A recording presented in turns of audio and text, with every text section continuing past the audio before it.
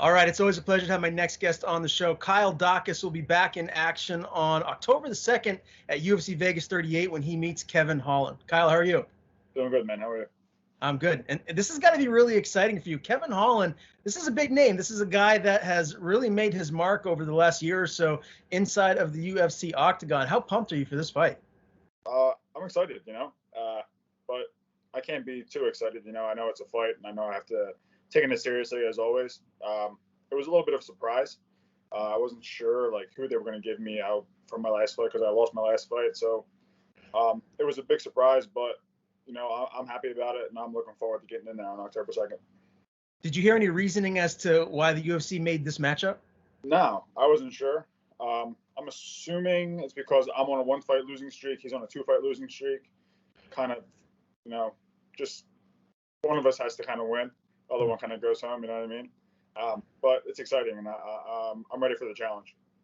When did you first find out about this? Couple, I forget when it was.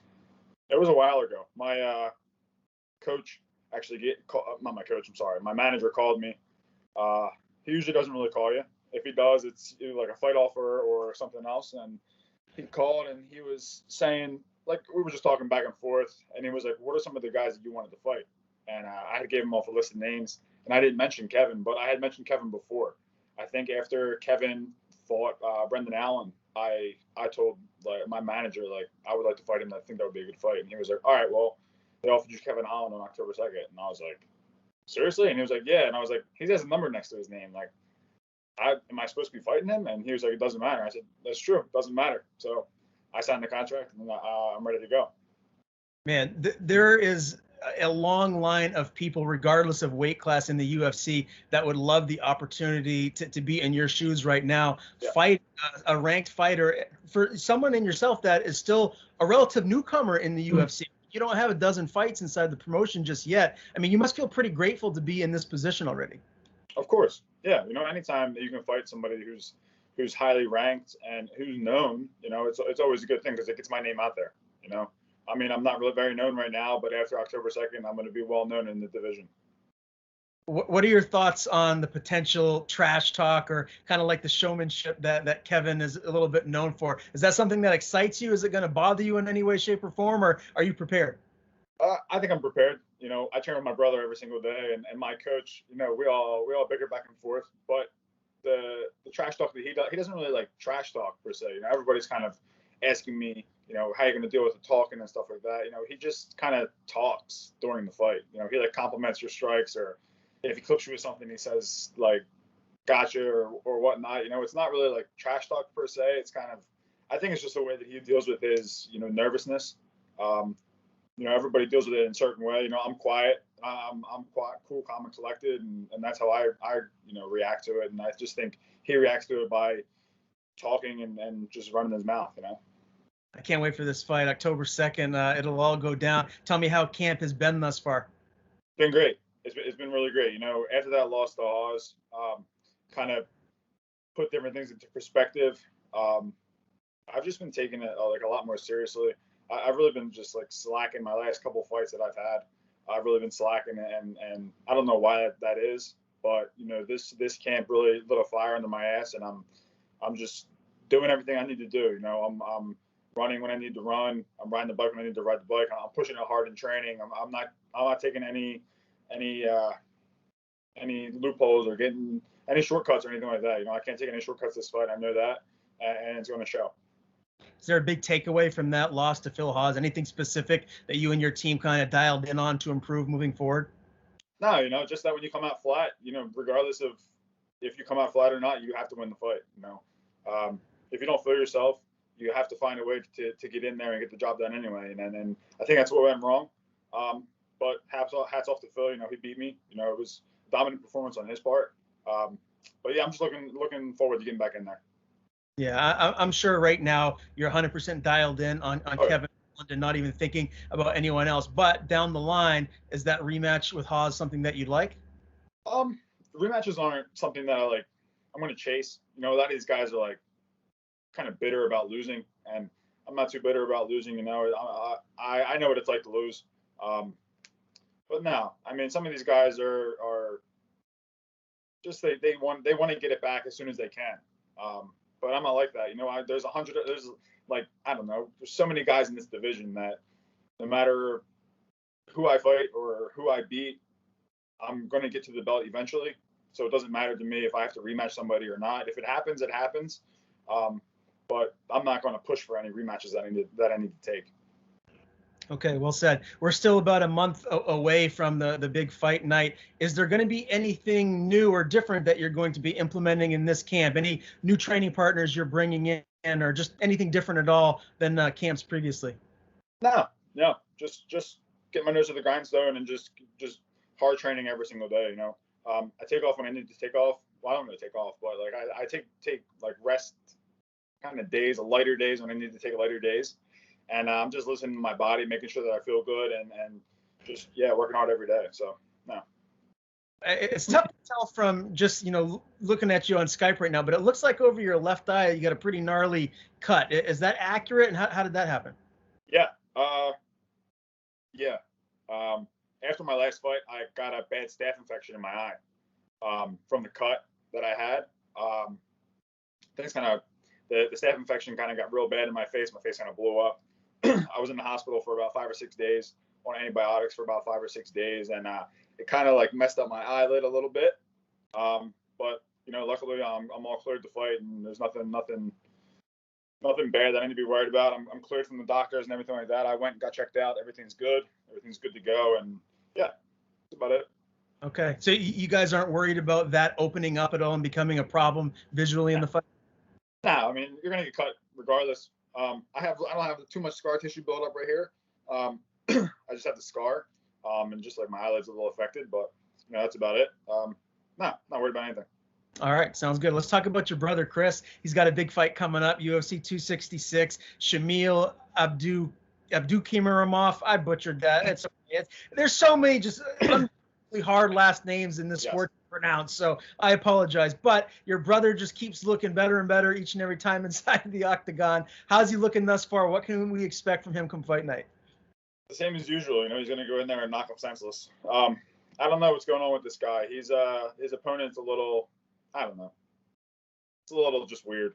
The guy claimed he was weak. He didn't want to fight. They switched the fight up before because his cornermen caught COVID or something like that, and then he just claimed that he felt weak. There was no like positive test that we knew about or anything like that. If there was, that's on me for saying that there wasn't, but I didn't hear anything saying that there was a positive test. He kind of just felt weak. So I don't know. I'll be surprised if they fight in September, but my brother's training hard. He's training his ass off just like I am, and I'm excited because he's fighting in front of fans. So that's gonna be fun for him. I'm looking forward to that one day eventually, hopefully soon. But he's gonna go in there, knock this dude senseless, and then fight probably. I'm assuming he'll fight the winner of the Rosenstrike Blades fight, but I'm not really sure who they're gonna give him afterwards.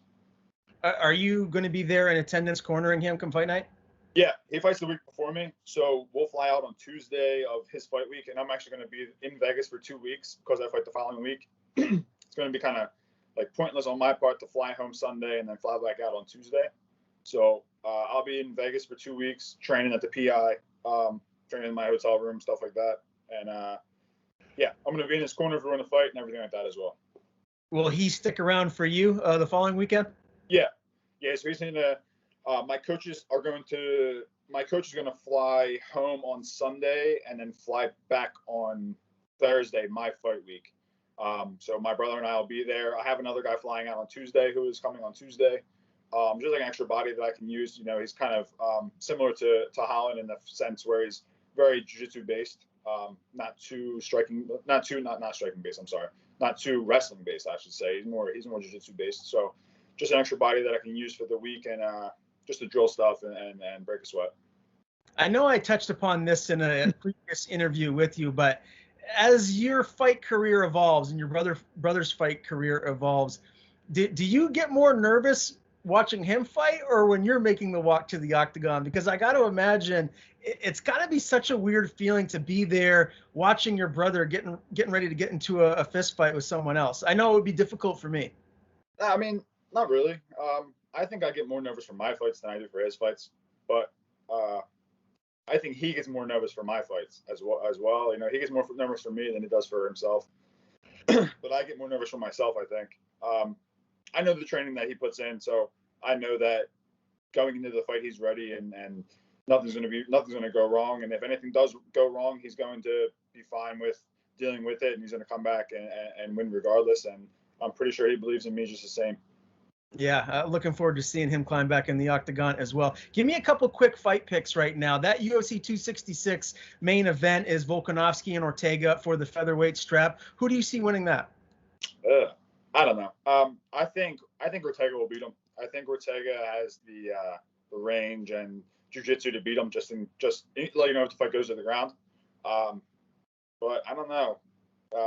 Volkanovski kind of figures out ways to win. But yeah, I'm gonna take Ortega. And then give me two other fight picks. These are probably the two fights I'm looking forward to the most out of the rest of this year. And they're two rematches. It's the middleweight rematch title fight, and obviously the welterweight rematch fight as well. So you got Usman and Covington 2, and Whitaker and Adesanya 2. I don't think Whitaker, Izzy, that has been actually, there hasn't been a date announced yet, but that is the next fight. So who do you see winning those two rematches? I don't know. It's tough. I think I don't know. I think Usman will win. I think Usman's just kind of, you know, he's a stronger striker as far as like punching power and stuff like that. And Colby couldn't really do anything like wrestling wise against him. So I'm gonna take Usman in that. And the middleweight fight. I don't know. It depends on what Whitaker shows up. You know, if he shows up like he did last fight, it's gonna be rough. But I think we'll get it done. I think Whitaker will get it done. I think he has the ability to. We've kind of seen Izzy's, you know, weak side of wrestling, get off the ground. But it's just a matter of taking him down. So I think Whitaker will go out there, try to take him down, and maybe even finish him. But I'll take Whitaker. I'm not mad at that. I'm a Bobby Knuckles fan, man. I'm looking forward to that one a lot. All right, UFC Vegas 38, October the 2nd. Really great card. You said your brother's going to be in your corner as well. Anyone new or different in your corner come fight night? Are you planning on having the same people as usual? Yeah, same people as usual. My coach Will, my brother will be in my corner, and then my buddy Jim Morris, who's my training partner, is going to come out and train with me, who's kind of the similar body to Holland that I'll be using for fight week. All right. And as far as this matchup with Holland goes, obviously, I think it's safe to say, just with him having a number beside his name, he's going to be favored here in this fight. What do you need to do to combat his style here and you know, get the upset win at UFC Vegas 38? I just need to go in there and fight my fight. You know, I can't really rely on what he's doing or what he brings to the table. I have to go out there and fight my fights like I have been before, and just be dominant in everything that I do in the cage. You know, and I believe 100% myself that I'm better than him. You know, stand up, striking, clinch work, everything like that. No, people might not think that because I don't show a lot of striking in fights prior, but this fight feels different.